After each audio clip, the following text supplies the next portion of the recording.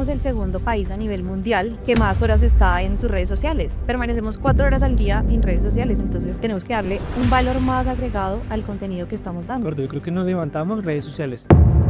Cada vez que tú estás publicando un post, estás botando un volante. Entonces, ¿qué pasa en la calle? En un volante, tú llegas y pasas el volante, la gente lo lee y lo bota, lo desecha. Post pasa exactamente lo mismo. Solo que scrolleamos. Sí, ese es el basurero, el scroll.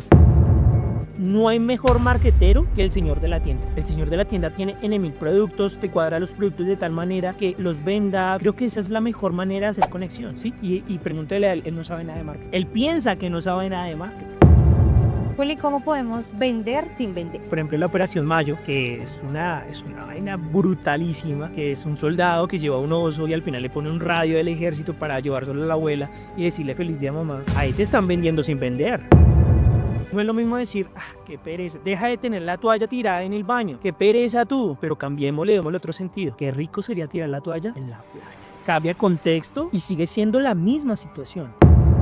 O le pasa a muchos que si no tengo inglés o un buen nivel de inglés, no me aceptan la vacante, porque pasa mucho. Es decirte, ¿por qué deberías estudiarlo sin que sea un requisito para? Entonces, ¿estás llenando una hoja de vida con requisitos o estás llenando una hoja de vida para tu vida?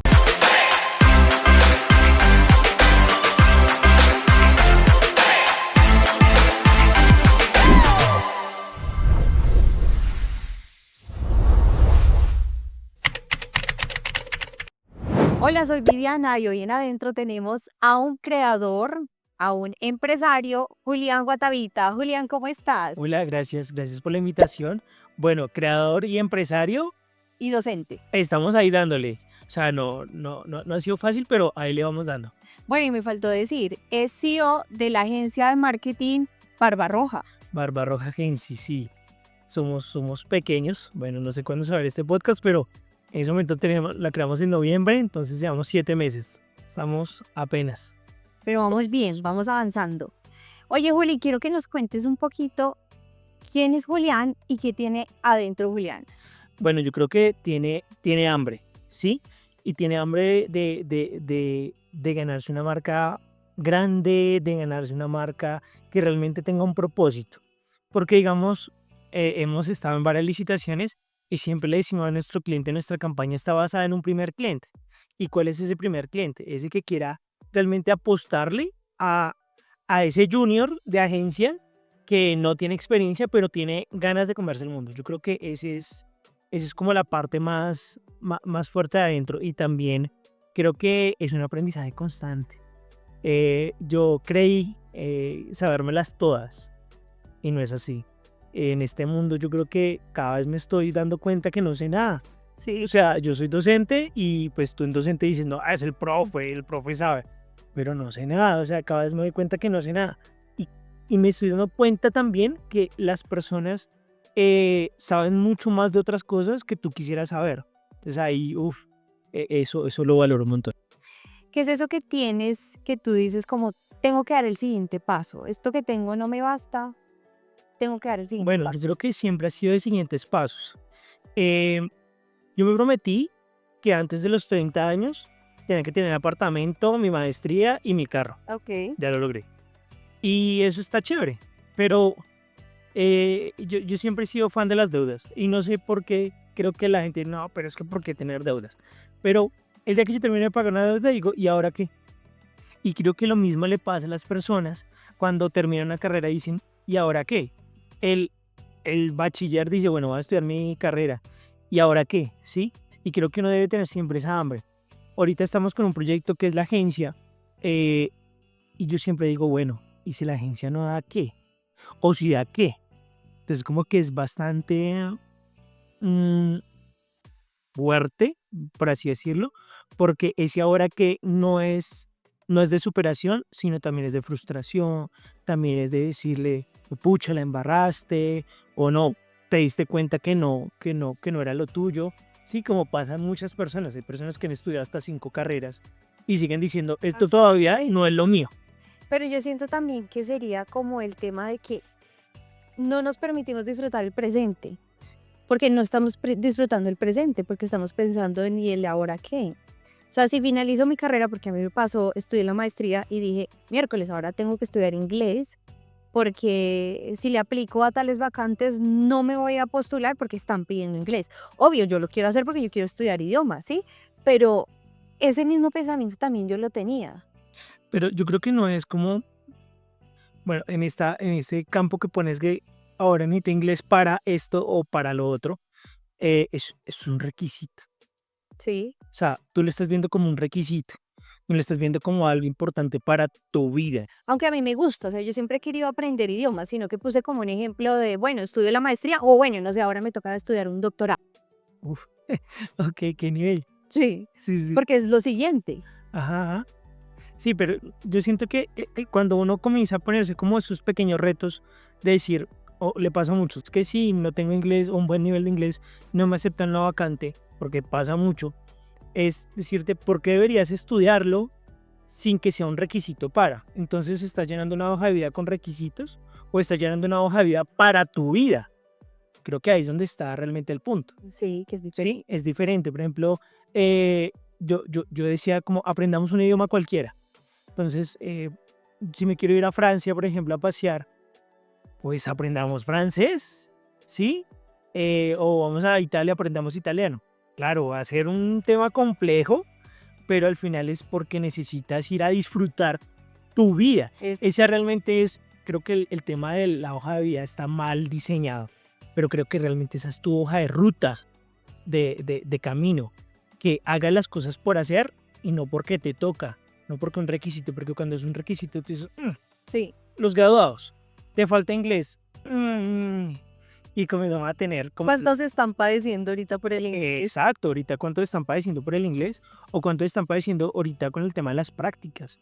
No es como antes que tú llegabas y te postulabas a una práctica y pasabas. Ahorita la empresa te postula como practicante y se quedan con el mejor como si fuera cualquier entrevista de trabajo. O sea, Juli, cuéntanos cómo nace la agencia. bueno, la agencia era un proyecto que estaba ahí como metidito, como yo. ¿Todo metidito dónde? Aquí en el No, corazón. no, no, creo que todavía no estaba tan así. Yo hacía proyectos freelance. A mí me llamaban de Panamá, me llamaban de La Guajira, a hacer como, Julio, ¿usted sabe hacer esto? Sí, sí, sí, sí. Todo lo sabía hacer y lo hacía frilo. Hace más o menos 2 años muere mi hermano en un hecho bastante fuerte y pues fue un golpe muy duro. Pero la historia detrás de esto es que es un homenaje casi viviente. Eh, no es que, o sea, Barbarroja, no es que mi hermano ha sido como, uff, el velludo acá, leñene, no, no. Realmente tenía pelitos, pelitos rojitos. Mi mamá le decía, el barbudo rojo, llegó el barbita roja. Y creo que es un homenaje a él porque, bueno, hay un tema y es que él tenía un tema de drogas, un tema de habitante de calle y demás bastante fuerte. Y él muere intentándolo. ¿Sí? Entonces se rehabilita, em, hace cosas bastante interesantes y lo estaba intentando. Y yo siento que muchas personas, independientemente de la condición, lo está intentando constantemente.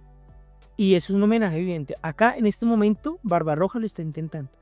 Está intentando salir de muchas cosas y consiguiendo clientes y a veces diciéndole a los clientes que tienen un presupuesto bajo, no, no lo logro porque no, sí, porque no me da el gasto operacional o porque no sé qué, o simplemente no confío en nosotros porque de dónde salió esta agencia, pero creo que llevamos 7, 8 meses donde hemos hecho cosas buenas, ¿sí? Entonces ya estamos con marcas buenas, entonces como que dice, uff, la estamos sacando adelante y creo que esto es un aprendizaje y es eso, lo estamos intentando, que lo que muchas personas no hacen.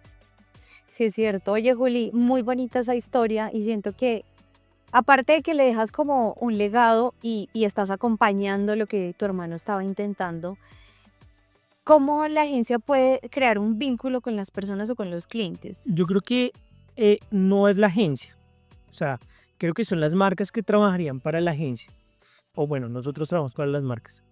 Es intentar que hay un propósito para cada una de ellas. Tú, volvemos a lo mismo, cada vez salen más productos a la calle, cada vez son más las marcas que trabajan en la calle y salen a decir, uff, me quiero comer el mundo. Entonces, Llega una persona X y dice, tengo 5.000 pantuflas para vender, Ujú. véndalas. O sea, la gente piensa que es fácil. Sí. O móntate un negocio en la calle, un supermercado, con N.000 productos que ya están posicionados, véndelos. Es que ahí es donde está la diferencia entre el buen marketing, el marketing tradicional y el marketing empírico. No hay mejor marketero que el señor de la tienda. El señor de la tienda tiene N.000 productos, te cuadra los productos de tal manera que los venda, que los perecederos que se vendan más rápido. Creo que esa es la mejor manera de hacer conexión, ¿sí? Y pregúntale a él, él no sabe nada de marketing.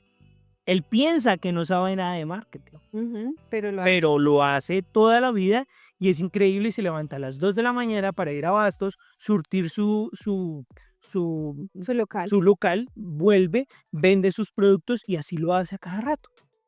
Entonces, la concepción del vínculo con las personas es el vínculo que tienes, por ejemplo, acá en este podcast. Es una entrevista entre dos personas que generen ese vínculo. ¿Mm? ¿Necesitas vender o necesitas posicionar? No, es que necesito posicionar mi marca. Ok, ¿posiciona qué? ¿Qué quieres vender? ¿Quieres vender una manzana? Muchos no están vendiendo manzanas. ¿Quieres vender ropa? Todo el mundo está vendiendo ropa. ¿Qué le vas a añadir más? ¿Cuál es su valor agregado? Claro, ¿cuál es su valor? Entonces, todo el mundo habla de la propuesta de valor. Pero entonces, cuando hablamos con los verdaderos marketeros, es que la propuesta de valor se crea a través de dolores, competencias, no sé qué. A la gente ya no le interesa todo ese círculo, porque para eso nos tienen a nosotros, a las agencias, ¿sí? Y ahorita las personas están intentando aprender lo que hace una agencia, pero cuando lo van a ejecutar realmente, pues no les funciona. Entonces, como que es una variación ahí fuerte. Juli, ¿cómo podemos vender sin vender? Bueno, a mí me gusta mucho el storytelling. No sé si acá se pueden decir marcas, pero Sí. Interrapidísimo entendió algo, que es vender historias. Y comienzan a vender historias a través de unas narrativas muy fuertes. Entonces, por ejemplo, la Operación Mayo, que es una vaina brutalísima, que es un soldado que lleva un oso y al final le pone un radio del ejército para llevárselo a la abuela y decirle feliz día mamá. Ahí te están vendiendo sin vender. O sea, ahí te están diciendo, venga, es que nosotros vamos a cualquier rincón de Colombia a llevar el paquete que tú quieras. Y yo, vender Pero, recuerdos también funciona. ¿Sí? Juli, si una persona fuera una marca, ¿cómo sería? Yo creo que primero hay que crearla. Entonces, inventémonos una marca X. La marca X tiene una manera de hablar. Tiene una manera de decir, hola, ¿me vendes miel de pan? O no, no creo que eso no saldría de esa manera. Buscarle un tono a esa marca. Sí, hay que buscarle un tono. Entonces, montemos un local de hamburguesas con un metalero que le guste el aprendizaje, pues, que sea así como muy conocedor del tema, pero escucha y toca jazz. Ok. Entonces, mira todas las personalidades, y a eso es lo que llaman un poquito el arquetipo de marca. Todas las personalidades, y esas personalidades comienzas a darles una cavidad. Y en esa cavidad comenzamos a entender cómo pagaría, qué libro leería, eh, qué auto conduciría, si de pronto conduce un auto o no, de pronto anda en bicicleta, y comenzamos a entender. Y ahí ya tienes un buen arquetipo. Pero pilas que no es un arquetipo frente a una persona, sino frente a una marca. El otro día lo llamaremos buyer persona, en lo que sea, pero este es un arquetipo de marca. Y tú, como marca, le estás hablando a una persona. Entonces, había un copy muy bueno en la agencia donde yo trabajaba, y él decía, comencemos a relacionar cosas con objetos. Entonces, no es lo mismo decir, qué pereza, deja de tener la toalla tirada en el baño, qué pereza tú. Y uno dice, uy, me están regañando. Sí. Pero cambiémosle, démosle otro sentido. Qué rico sería tirar la toalla en la playa. Cambia con el contexto y sigue siendo la misma situación. Entonces yo creo que ahí es donde comenzamos a darle un tono fuerte a las marcas. Juli, ya que tocaste buyer persona, ¿qué es? Cuéntanos un poco. Bueno, qué es. digamos que hay varias metodologías de creación de buyer persona. A mí me gusta desde el más largo hasta el más corto. pero todo se resume en tu cliente ideal. Ese cliente que tú comienzas a manejar y comienzas a estructurar de cómo lo quisieras. Entonces, no sé, Fernando de 32 años, administrador, viajero, amante de las redes sociales, ¿sí? Tú comienzas a entenderlo un poco hacia ese buyer persona. Pero hay otros que lo manejan con carticas, solamente el nombre. Fernando de 32 años, ama a sus hijos. Ya. El buyer persona de alguna manera se identifica según las necesidades de lo que tú quieres. ¿Por qué? Porque, digamos, si la persona que vende de pronto ropa en el centro, ¿cuál es tu buyer persona? Es más difícil encontrarlo. Sí, Sí, es mucho más difícil. Tú dices, personas que les gusta la ropa, fin, se acabó. sí, ¿Sí? Que inclusive personas que son, digamos, de valor adquisitivo alto, también van al centro a comprar ropa. claro. O sea, yo tengo un par de amigos que dicen, ¿yo de dónde comprar la chaquetica? No, en el centro. Ah, qué bueno, porque el centro también es calidad. Sí, no necesariamente tiene que ser una boutique grandísima, pero es un tema de calidad bastante fuerte. Entonces, creo que entender tu público es entender que les gusta tu producto y que pueden adquirir tu producto. Creo que es ahí donde tú tienes que comenzar a entender a esa persona desde el buyer persona o desde ese cliente ideal. ¿Sí? Como hace poquito hablábamos del bombón tajín, sí, que apareció ahí en redes sociales. Y yo lo primero que pregunté no es si lo consumiría, no es si soy el público ideal, no es si soy el ideal para consumir el producto, sino dónde lo vende. Ok. Entonces, creo que ellos tienen otra percepción del público ideal. ¿Mm? O por ejemplo, esta tendencia de alpilitro. El alpilitro no nace en Alpina. El alpilitro nace en un influencer que dijo, ay, ¿qué tal si sería si el alpilitro realmente fue grande? Sí, o sea, una locura. O Refisal sacó el tema de sal limón. Entonces ya lo había sacado, no les fue tan bien, pero lo sacaron con una agencia muy buena, ¿sí? Y quisieron, lo vendieron en menos de 24 horas a través de Rappi. ¿Mm? Entonces yo creo que es comenzar a entender que las personas ya no piensan en ese embudo de conversión, sino ya están acá a nivel de conversión y ya te lo está comprando, lo quiero, ya, ven, dámelo. Y adicional, Juli, ahí también venimos a hablar sobre el tema de no es publicar solo por publicar. Ajá. ¿Cómo creas ese contenido? Yo tengo creo que una variable, y es que ahorita existen los volantes virtuales.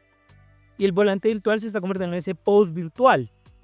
Entonces, cada vez que tú estás publicando un post, estás botando un volante. Entonces, ¿qué pasa en la calle? En un volante tú llegas y pasa el volante, la gente lo lee y lo bota, lo desecha. El post pasa exactamente lo mismo. Solo que scrolleamos. Sí, ese es el basurero, el scroll. Ahora el basurero se llama scroll. Entonces, scroll, me gusta, scroll, me gusta, scroll, y ya. Sí, realmente la conexión que necesitas para vender es totalmente diferente. ¿Sí? Ya no buscas la manera en que retener a nuestro usuario, sino cómo lo retenemos de una manera contando historias, montando motion, haciendo como cosas de edición mucho más fuertes y impactando a nuestro público de una manera mucho más objetiva. ¿Qué es lo que quiere entender? ¿Qué es lo que quiere hacer con ese contenido? A ver, es como cuando se inventan los juegos de roles y el fútbol, baloncesto. ¿Qué quieres? ¿Cuáles son las reglas que quieres hacer para que cuando publiques ese post lo hagan? Entonces ahorita hay un tema de tendencia que primero te enseña los movimientos y solamente es visual. Ok. Y después te pone una cantidad de fotos y tú sigues haciendo esto. Ya generas interactividad y ni siquiera has tocado la pantalla. Es entender un poco que los posts, o como decía un amigo diseñador, es los kiwi posts, que son posts mucho más grandes, tienen que tener un sentido en la cual comencemos a transformar que las personas ya tienen ya mucho contenido. Entonces, ¿cómo lo haces para que las reglas de ese post las ejecutes de una manera? Y adicional, Juli, es que somos el segundo país a nivel mundial que más horas está en sus redes sociales. Permanecemos 4 horas al día en redes sociales, entonces tenemos que darle un valor más agregado al contenido que estamos dando. Gordo, yo creo que nos levantamos redes sociales, almorzamos redes sociales, nos acostamos redes sociales, nos despertamos a las 3 de la mañana y miramos redes sociales. Y esto realmente sí es algo más fuerte, pero como para que lo miren. Entren a la Librería Pública de Nueva York en el Instagram y miren en sus highlights y sus destacados. Intentaron hacer otra cosa totalmente diferente de los posts y fue comenzar a publicar libros, ¿sí? De una manera muy interactiva. Y lo único que cambiaban era el iconito. Entonces publicaron la Metamorfosis, el Principito, ¿sí? Y fue, tú te lees un libro así. Entonces eso está muy chévere. Las reglas que tengas para publicar. Juli, imagínate que nos están escuchando emprendedores que apenas están empezando el negocio. Si instalaran Instagram, ¿por dónde empieza? Uf, primero no lo hagan. O sea, creo que no es instalar Instagram por instalar. Creo que los emprendedores hoy por hoy deben entender muchas cosas. Y es que primero pongan su casa en orden, ¿sí? Tú antes de montar un negocio, ¿qué haces? Compras la vitrina, compras los stands, compras los productos, ¿sí? O sea, pongamos tu casa en orden antes de abrir. Y eso me ha pasado mucho. Ayer me pasó algo y es que eh, primero que hicimos, bueno, vamos a montar una agencia, listo, vamos. Necesitamos Cámara de Comercio. Ok, listo, lo pagamos. Ahora necesitamos la Diana. Ok, la pagamos. Ayer, seguridad y salud en el trabajo. Seguridad y salud en el En el trabajo. trabajo. Y yo, ¿qué es eso? Claro, yo había escuchado en otras empresas que le hicieron unas capacitaciones súper hartas y uno decía, es que esto se necesita, pero hasta que tú no vives esto, no le ves la importancia que realmente requiere, no solamente para ti como empresario, como futuro empresario, sino para tu trabajador, que tenga todo ARL, que tenga pensión, salud, tenga todo, para que el trabajo sea óptimo y honesto. Más allá del sueldo, Sí. ¿sí? Pero que sea justo. Entonces, cuando comenzamos a tener eso, yo decía como, ¿y ahora? ¿Será que esto de ser emprendedor funciona? Sí, y yo le decía a mis amigos, y le decía como, ¿será que esto funciona? Sí, claro, funciona porque estás poniendo, claro, nosotros comenzamos al revés y creo que todo emprendedor comienza al revés. Entonces se lanza, después miramos a ver qué hacemos y después no, debemos lo del IVA, pero entonces de algún lado saldrá el IVA. No, amigo, ponga todo en orden. Cuando tenga todo en orden, ahí sí piensa en las redes sociales y cree una estrategia válida en redes sociales. Comience con lo más común, crea un YouTube. Ok, pues que Después, porque mira que todo esto es audiovisual. Hoy por hoy todo lo que se consume es audiovisual. El post muere ahí, el carrusel muere ahí un poco, pero crea audiovisual, comienza a crear videos. Posiblemente el primero no te salga tan bien. ¿Por qué? Porque lo hiciste con tu celular, estaba sucia la cámara, no tenías un buen micrófono, pero ya lo hiciste. Ahora crea el segundo, crea el tercero. Y cada vez vas teniendo más recursos que nos dé más contenido. Cuando ya tengas eso dominado, y es como el nivel, lo que ahorita es el requisito, es YouTube. Ahorita un Instagram, un TikTok.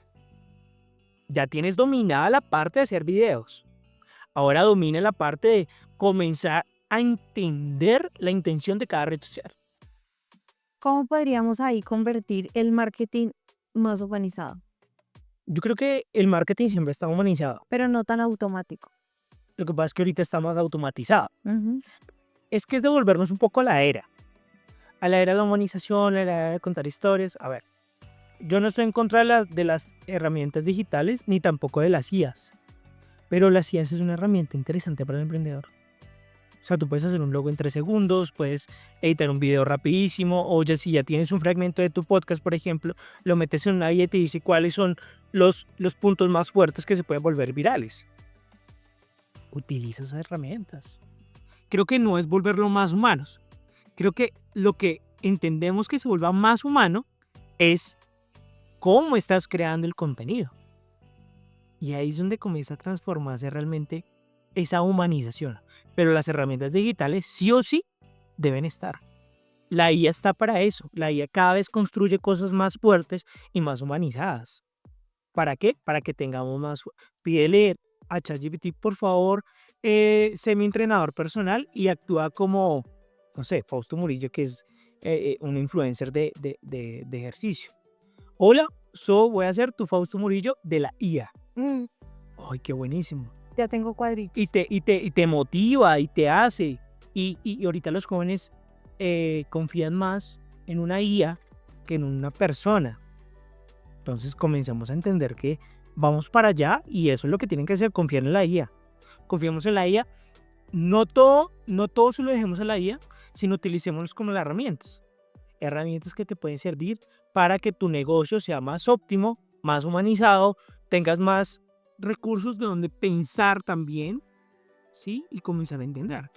Juli, además de ser docente Ajá. y tener tu agencia de marketing digital y ser un creativo que te conozco hace años, cuando estás contratando a personal, ¿qué miras? No, yo creo que no es. A mí me encantaría contratar a los mejores profesionales del país, ¿sí? Pero pues somos una agencia que hasta ahora está comenzando y no. Primero no puede pagarles, ¿no? Yo creo que hay muchas empresas que necesitan entender que los juniors también tienen muy buenas ideas. Y es que el estudiante que sale con su carrera que se la hizo en 5, en 4 años, en 3 años, no tiene experiencia. Enseñémosle. Los bodycam funcionan para eso, eh, como algunas temas de educación que puedas entrenar a la persona mientras que va siendo profesional también funciona. Creo que el tema son las ganas. Si, por ejemplo, hay una persona que es muy buena y yo tengo estudiantes que son muy buenos, y les digo, oiga, hágame este video, yo le pago por este video. Ahí yo lo estoy contratando, ahí yo le estoy diciendo, te estoy pagando por esto. Entonces, ni me estás haciendo un favor, ni yo te estoy pagando por lo que creo que tú sabes. Y hacen unas cosas increíbles. Que si me pongo a mirar, hacen mejores cosas que quizás una persona que ya está en el medio. Sí, hace poquito tenía una conversación con un amigo y le decía, oiga, Juli, me decía, oiga, Juli, me hace falta ese tema de pauta. A mí me hace falta ese tema como de diseño. Es un creativo increíble, o sea, me le quito el sombrero. Pero le hacen falta ciertas cositas que hoy por hoy están teniendo muchas personas en el 360. No estoy de acuerdo, obviamente, que el diseñador sea el community, el mismo diseñador, el videógrafo, el mismo diseñador, el que hace todo el mismo community, En Bogotá le dicen todero, ¿no? sí, el todero, Mm. o como decía un creativo, el community, que hacía de todo. Pero yo creo que es darse la pela de comenzar a formar y llevar a las personas hacia un camino, ¿sí? ¿Cuál es ese camino el que tú quieres hacer? Entonces ahí nos vamos a una compañía de Barbie, que es lo que tú quieras hacer. Así debería ser con el tema de los juniors. Creo que no hay que tener en cuenta sino las ganas, porque muchos están quedando desempleados porque no tienes experiencia laboral, porque no tienes esa capacidad de conceptualizar cosas. Claro, muchos dirán, pero para eso están los practicantes. Pero si en la práctica no te va tan bien o solamente lo estás haciendo como requisito y no porque realmente te gusta, pues estamos viendo varias falencias en ti. Juli, ¿qué es lo más importante o qué es lo que deben tener en cuenta los docentes de hoy al momento de educar? Uh, Pregunta porque acá me calentó el parche, como dicen por ahí. Porque si yo hablo sobre los docentes que me dieron clase a mí, pues fueron docentes de tablero. Em, Hay que tener algo claro. Independientemente de la docencia, no soy el experto para hablar de docencia acá. Llevo realmente muy poco siendo docente, 4 años no es nada. Pero yo creo que entiendan el sector real. Tú no puedes pretender, y eso es como una puya, o bueno, no sé cómo lo tomarán, pero tú no puedes pretender que el estudiante tenga ciertas habilidades cuando no entiende el sector real. Y con todo el respeto, y es que muchos docentes se dedican a la docencia y no entienden el sector real. Claro, investigan, hablan, son consultores, chévere. Pero otros otros se dedican a la docencia y son los expertos. Y no está mal. pero el sector real es el que realmente te prepara para ser un buen profesional. O como dirían unos amigos, la calle. O sea que aquí podría faltar como más experiencia de Creo que, creo que no, traer como historias creo que no, de ese entorno. creo que no son experiencias porque al final también es una clase aburrida donde eh, el docente comienza a contar sus propias historias de cómo le va en el trabajo. No, como casos reales. Claro, Porque tú una son casos reales, casos reales. problemáticas.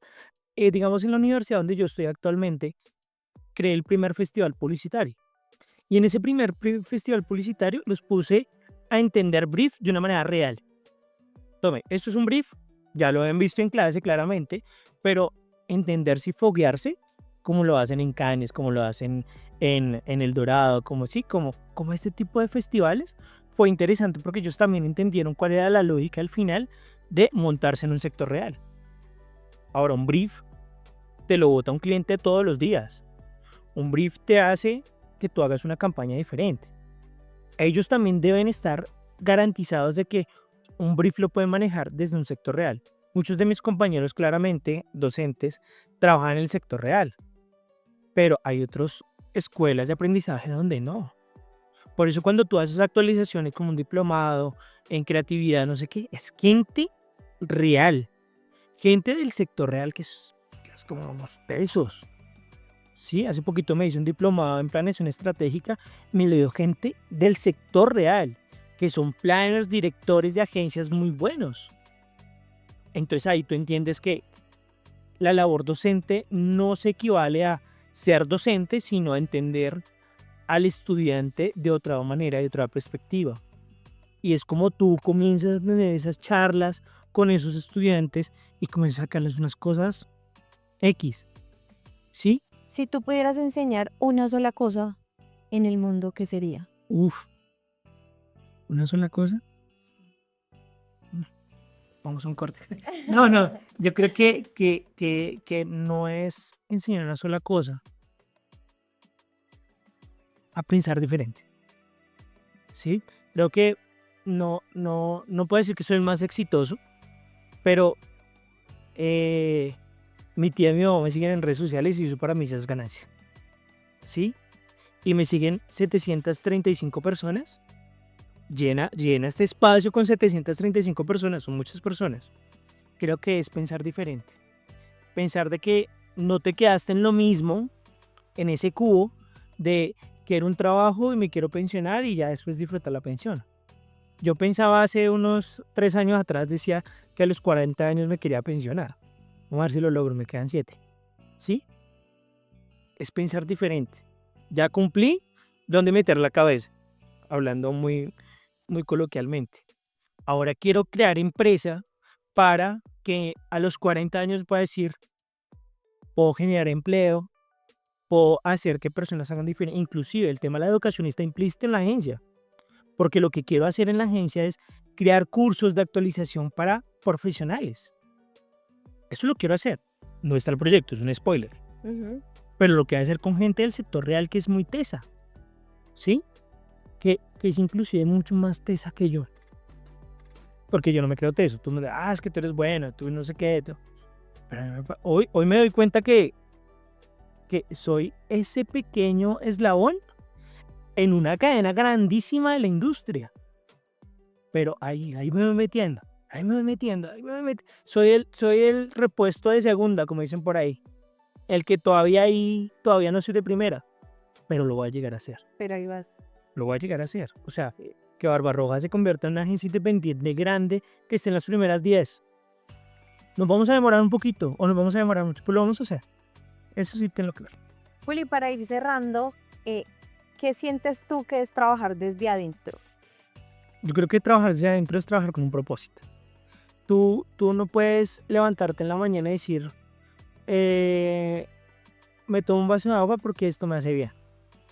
Creo que es entender un poco esa metáfora de decir, tú trabajas con un propósito.